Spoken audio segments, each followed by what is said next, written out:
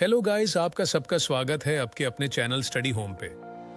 आज हम आपके फिजिक्स के बेसिक के बारे में एक छोटी सी जानकारी दे कि चलिए शुरू करते हैं। फिजिक्स साइंस की ही एक ब्रांच है जो हमें नेचर और उसमें घटने वाली घटनाओं के बारे में बताती है।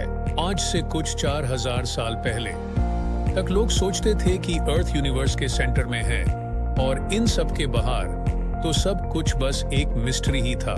इंसान हमेशा नेचर के लिए क्यूरियस ही रहा है। आज हमें फिजिक्स के बारे में जो भी पता है वो इन 5 मेन थ्योरीज के ऊपर ही बेस्ड है। पहला है मैकेनिक्स। ये थ्योरी हमें मटेरियल ऑब्जेक्ट्स के मोशन के बारे में बताती है। दूसरा है थर्मोडायनेमिक्स। ये थ्योरी हमें हीट और टेम्परेचर के बारे में बताती है। तीसरा है इलेक्ट्रोमैग्नेटिज्म। ये थ्योरी हमें इलेक्ट्रिसिटी, मैग्नेटिज्म और इलेक्ट्रोमैग्नेटिक रेडिएशन के बारे में बताती है। चौथा है क्वांटम मैकेनिक्स। ये थ्योरी हमें सब माइक्रोस्कोपिक पार्टिकल्स के बारे में बताती है। पांचवा है रिलेटिविटी। ये हमें स्पेस, टाइम, मास और एनर्जी के रिलेशन के बारे में बताती है। अब हम बात करते हैं फिजिक्स के स्कोप एंड एक्साइटमेंट की। फिजिक्स का स्कोप यही है कि ये फिजिकल क्वांटिटीज जैसे मास, लेंथ, टाइम का मैग्नीट्यूड बताती है।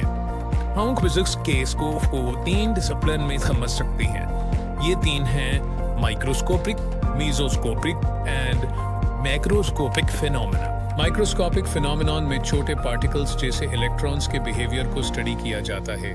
मैक्रोस्कोपिक फिनोमेना में लार्ज पार्टिकल्स जैसे प्लैनेट्स के बिहेवियर को स्टडी किया जाता है। मेसोस्कोपिक फिनोमेना में लार्ज और स्मॉल पार्टिकल्स के बीच की रेंज के बिहेवियर को स्टडी किया जाता है। अब हम बात करते हैं एक्साइटमेंट की। फिजिक्स हमें नेचर के करीब ले जाता है जिससे हम चीजों को आसानी से समझ सकते हैं। अब बात physics in relation to science की। फिजिक्स सारी ही साइंसेस जैसे mathematics, chemistry, biology, astronomy, geology, meteorology, oceanology, seismology से डिफरेंट तरीके से लिंक्ड है। अब बात physics in relation to technology. ये दोनों टाइम टू टाइम एक दूसरे को जन्म देती है। जैसे सैटेलाइट से weather forecast technology based on physics है और क्लॉक सिस्टम से वेलोसिटी एंड एक्सेलरेशन का पता लगना फिजिक्स बेस्ड ऑन टेक्नोलॉजी है। अब बात physics in relation to society की, तो आज रेडियो, टीवी, मोबाइल सब फिजिक्स की इन्वेंशन इलेक्ट्रोमैग्नेटिक वेव्स से ही पॉसिबल है। फिजिक्स का हर इन्वेंशन सोसाइटी को डायरेक्टली इफेक्ट करता है। अब बात यूनिवर्स की 4 इंपॉर्टेंट फोर्सेस की। फर्स्ट है ग्रेविटेशनल फोर्स। ये फोर्स किसी भी 2 ऑब्जेक्ट्स के बीच उनके मैसेस की वजह से लगती है। सेकंड है वीक फोर्स। ये छोटे पार्टिकल्स के बीच लगती है और ये ग्रेविटेशनल से ज्यादा स्ट्रॉन्ग होती है। थर्ड है इलेक्ट्रोमैग्नेटिक फोर्स। ये फोर्स 2 चार्ज पार्टिकल्स के बीच लगती है।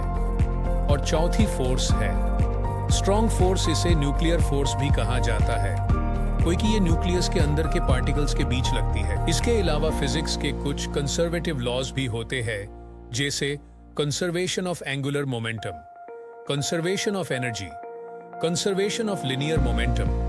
कंजर्वेशन का मतलब है किसी चीज का ना बढ़ना और ना कम होना। इन सभी लॉज का मतलब है कि पूरे यूनिवर्स की energy, linear momentum, angular momentum नहीं कम होता है और न ही बढ़ता है। फॉर एग्जाम्पल, जैसे पानी में कूदने से पहले एक स्विमर पहले स्प्रिंग बोर्ड से कूद के हवा में कुछ गौते लगाता है। इसमें वो law of conservation of angular momentum का यूज करता है। और एक आइस स्केटर भी परफॉर्मेंस के लिए law of conservation of angular momentum का यूज करता है।